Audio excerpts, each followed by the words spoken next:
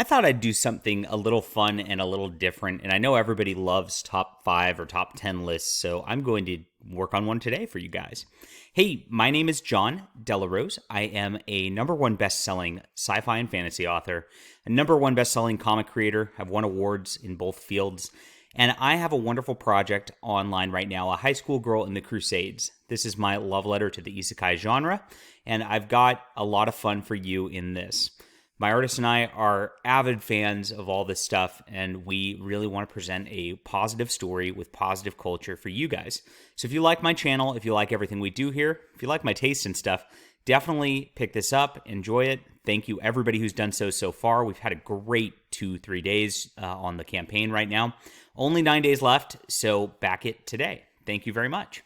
All right, that link's in the description below. So today we're going to get into my top 5 isekai. And isekai, I'm going to define this for you because it started to mean something else in recent years. And what happened is once Sword Art Online got really popular, all these anime and manga started pushing this like, I'm actually in a video game genre, which is not exactly what isekai traditionally always was.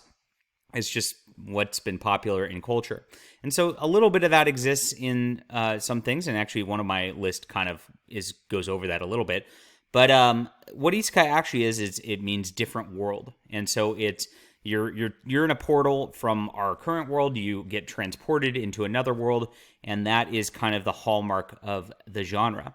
And so there's more to it than just video games, there's more to it than just Sword Art Online and its clones and anything kind of in that. I think those are kind of the, I don't know, the milquetoast version of the genre. I don't want to sound like too much of a hipster, but I am kind of a hipster, I'm not going to lie. You know, when it comes down to like, oh, I like the retro stuff or the stuff you haven't heard of, I totally do that, and I'm sorry. It's just who I am. All right. So I'm going to go over my top 5. These are in me. Well, okay, well I could put them in specific order, not just no particular order. And I'll start with my number 5, which actually does go into a video game world. This is Final Fantasy Lost Stranger. I'm a huge Final Fantasy fan, and I know that just they slap that brand on whatever, and it just is not the same thing between one video game or another, or one property and another in this instance. But this one is really fun, and I very much have been enjoying it. It's about a guy who's a Square Enix employee who gets thrown into a Final Fantasy game, and he kind of has to fight his way out of his predicament in there.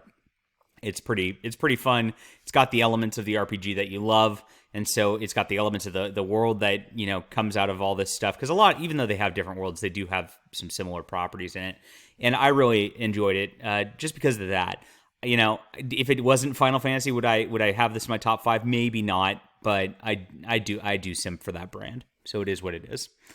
That's the truth. All right, number 2, or I guess that's number 5. Number 4 would be Konosuba, and you get all God's blessing on this wonderful world. Or I'm not even going to try to pronounce the Japanese stuff. I'm not that much of a weeb, but here it is. I watched this. I went in with limited expectations because I knew this was one where it is the generic kind of, you know, lame cucky guy gets into this fantasy world as he gets hit and dies or whatever, and he has to, you know, then level up and all that crap. It felt a lot like the Sword Art Online clone sort of thing with the harem, you know, surrounding him and all that. Of course, he's got, you know, his Aqua, he's got Darkness, he's got Megumi, he's got the whole deal. But here's the deal. Like, even though it's got those elements, it is fun because it is kind of a parody of the genre. So you do get to laugh at all those things, and you do get to laugh at everything in there. And it does make for a lot of fun. Aqua, the goddess, is hilarious. I think Darkness is probably my favorite character. She's ridiculous. But it's just fun stuff. It does get a little lewd at times. That is a thing in this. So definitely be aware of that. And but you know, it's good quality fun at the end of the day. All right, my number 3 is an oldie but a goodie. This is the ultimate retro. This is the ultimate one that everybody loves. Inuyasha. This is great. This is about a person who gets transported into the Sengoku period, which is kind of like the end of feudal Japan. And there's demons and things like that. They're all real, and you know she has to deal with that because she's got this like jewel inside of her, and this is great because it's a really long series. So you really get to know the characters.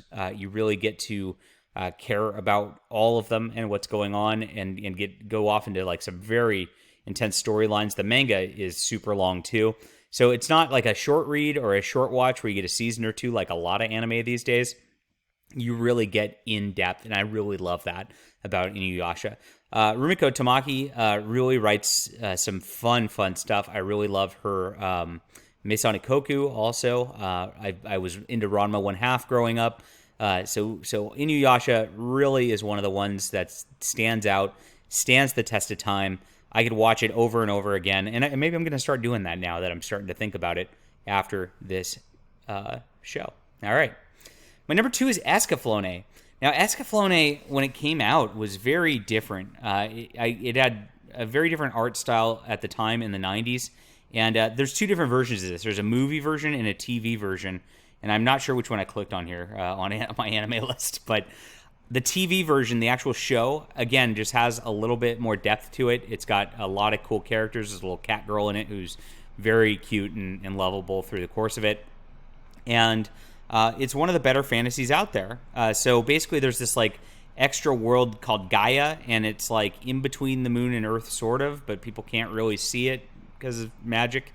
And you know, they get transported there because of just basically timing. And there's this whole war going on there that the characters get involved in. It's absolutely a masterpiece. It's beautiful. Highly recommend Escaflowne. And my number 1, if you followed me for a while, it should probably come as no surprise to you. Again, you notice I avoided most of the video game ones. I get my top 4 and 5 are kind of in that vein of things. But I like the older 90s stuff a little better, not going to lie. Fushigi Yugi is my number 1. And I love both the manga and the anime. I've got both of them. This is about a girl who finds a magical book, and she gets transported into ancient China. And there's these Universe of the 4 Gods, it's called. And she's one of their, like, priestesses who can summon one of the gods for one of the countries to save them, and everyone gets a priestess.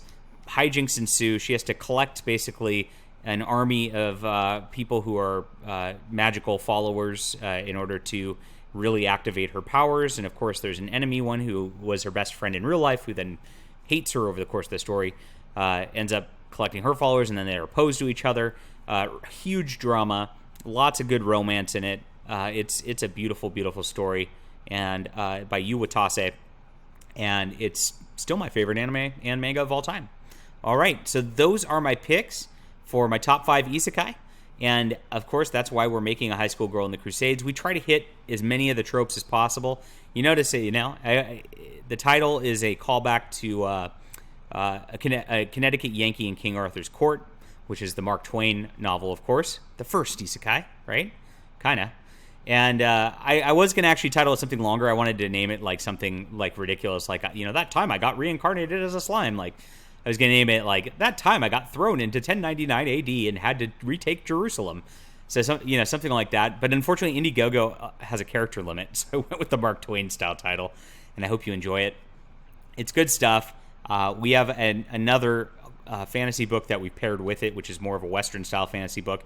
So again, if you enjoy my picks and enjoy what I'm interested in, I guarantee you'll like this, because I threw the tropes in there, try to do the cool things with the characters that I love, and we want to provide an entertaining story for you at the end of the day. All right, let me know what your top isekai is in the comments down below. Be interested to hear from you. If I haven't read it or haven't seen it, I'd definitely like to check that out. And we'll be back soon. Hit the like and subscribe button. See you.